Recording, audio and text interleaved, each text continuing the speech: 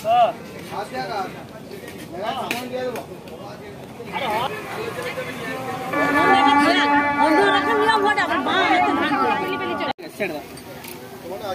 এই তো হ্যাঁ করো তুমি এই তো হ্যাঁ।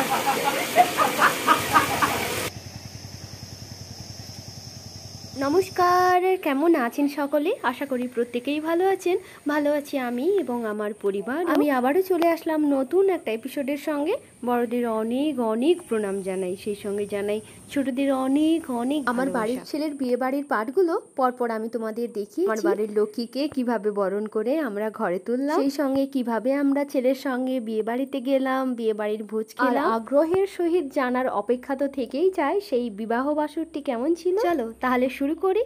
ফোন করলো দিদি যে শুধু তুই সাজলে হবে, আমার ছেলেকেও তো তোকে সাজাতে হবে। ফোনের ওপার থেকে আমি উত্তর দিলাম যে তাড়াতাড়ি করেই যাচ্ছি, 1 ঘন্টার ভেতরে আমি সাজবো, ছেলেকে সাজাবো, বরকে সাজাবো, আর পর সাজাবো প্রধান অতিথি মানে আমার বড় বাবু। পাত্রকে আর নিদবরকে পোশাক পরিয়ে কপালে একটা সুন্দর করে চন্দনের টিপ লাগিয়ে দিলেই পরিবেশ দেখে তোমরা আন্দাজ করতেই পারছো যে আমরা সেজে গুজে গাড়িতে করে বরকে নিয়ে চলে এসেছি মেয়ের বাড়িতে। খারাপ হতো না যদি মোবাইলটা নিয়ে প্রথম থেকে শেষ পর্যন্ত তোমাদের দেখাতে পারতাম। ক্যামেরা অন করে প্রবেশ করবো, আমার কাছে বিষয়টা একটু লজ্জা লজ্জা মনে হলো। তখন চতুর্দিকে লোক আমাদের দিকেই তাকিয়ে আছে। তোলার বিষয়টাতে একটু অপ্রস্তুত ছিলাম আমি। এসে শরবত খেলাম, তারপরে একটু বসার পরে যখন দেখি যে সমস্ত লোক প্রায় এদিক ওদিক খাওয়া দাওয়া করছে, যে যার মতো ঘোরাঘুরি করছে, গল্প করছে। ব্যাগ থেকে চেনটা খুলে ফট করে মোবাইলটা নিয়ে দৌড় দিলাম নতুন বউ। ও বাবা, ওদিকে যেতে না যেতেই আবার খাওয়ার ডাক পড়লো। তোমাদের সঙ্গে কি খাওয়ার আর শেয়ার করবো বলো? বিয়ে বাড়িতে ভালো মন্দ যা হয় মোটামুটি ওই ফ্রাইড রাইস থাকে, বেগুনি থাকে, চিলি চিকেন বা চিলি ফিশ, আর ওই ভাজাভুজি থাকে, সবজি থাকে, মাটন কিংবা চিকেন, মিষ্টি, পাঁপড়।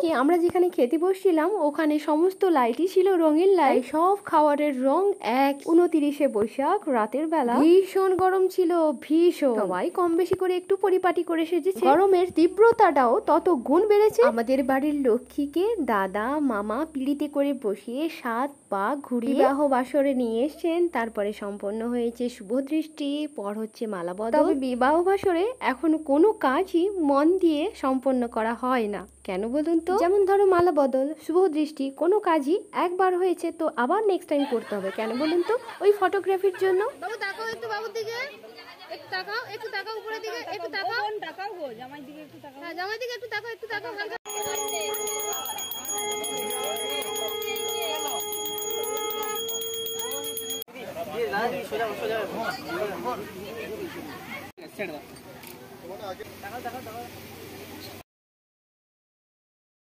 মেয়ের বাড়িতে আসাটা আমাদের কেমন ছিল সেটা না দেখাতে পারলেও তবে ফেরাটা অবশ্যই তোমাদের আমি দেখাতে পারবো।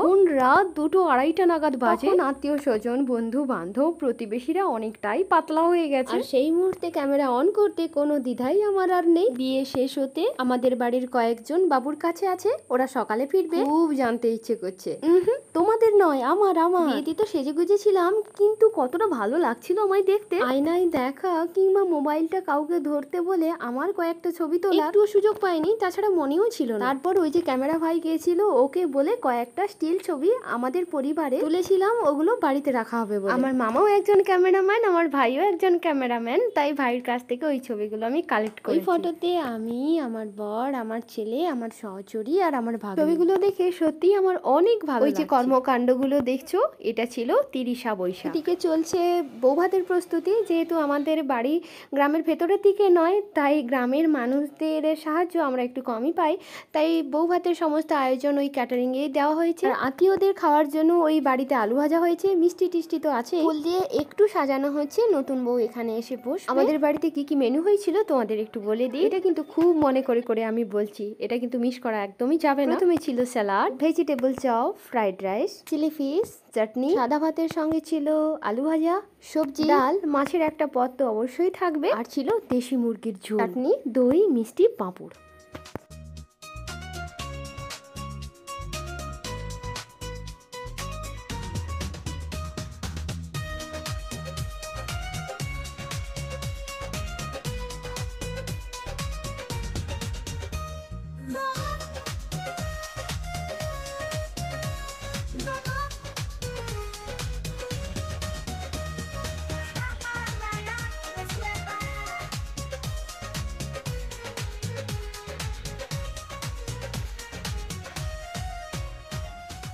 লক্ষ্মী এসে দুধে আলতায় পা ডোবাবে, লক্ষ্মীর ঘর তুলবে, যেখানে বসে একটু মিষ্টি মুখ করবে ওই জায়গাটাকে সাজিয়ে দিয়ে চলে এসেছি আমি আর দিদি বধূবরণ করতে।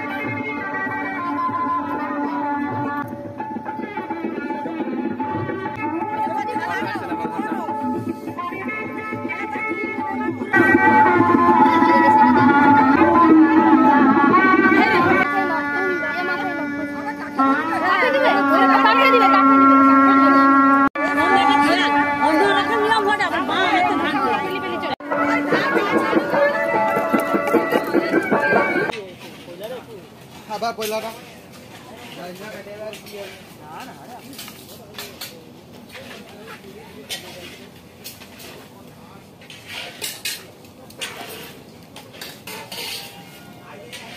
ডাবু টাকাই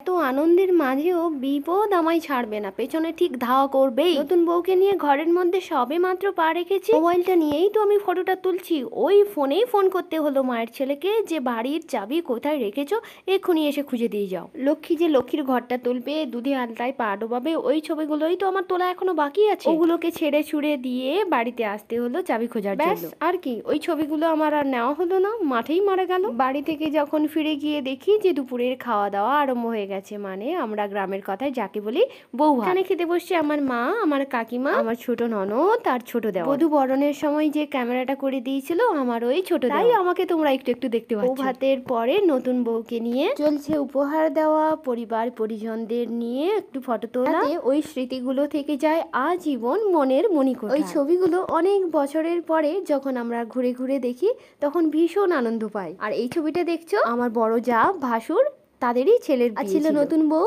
আমাদের ভাত কাপড়ের পর্বটি থাকে ওই বউ ভাতের দিনই, চলছে তারই কিছু ফটো তোলা। জানেন, আমাদের পরিবারের মানুষজনেরা ভীষণ শান্তপ্রিয়, একদম মিষ্টি মধুর সম্পর্ক আমাদের প্রত্যেকের সঙ্গে প্রত্যেকের, আর ভীষণ মজাতে থাকতে হাসি খুশিতে থাকতে সবাই ভালোবাসে। আমাদের 4 রায়বাঘিনী ননদিনী, এখন ছবিতে দেখতে পাচ্ছ আমাদের বাড়ির মহারানীরা, মানে আমার জায়েরা। আর ননদের সঙ্গে আমাদের সম্পর্কগুলো চাল একদমই নেই, পুরোটাই মিষ্টিতে ভরা। আমার বাড়ির পুত্রবধূ আর পুত্রকে প্রাণ ভরে আশীর্বাদ করো, ওদের জীবন হয়ে উঠুক মধুর। পর্বটা তাহলে এখানেই শেষ করি। বাবা মাকে অনেক অনেক ভালোবাসবো, নিজেকেও ভালোবাসবো, অপরকে ভালো রাখতে চেষ্টা করব, সুন্দর মনের মানুষ হতে চেষ্টা করব। ভালো থাকুন, ভালো রাখুন সকলকে। Thank you and God bless you.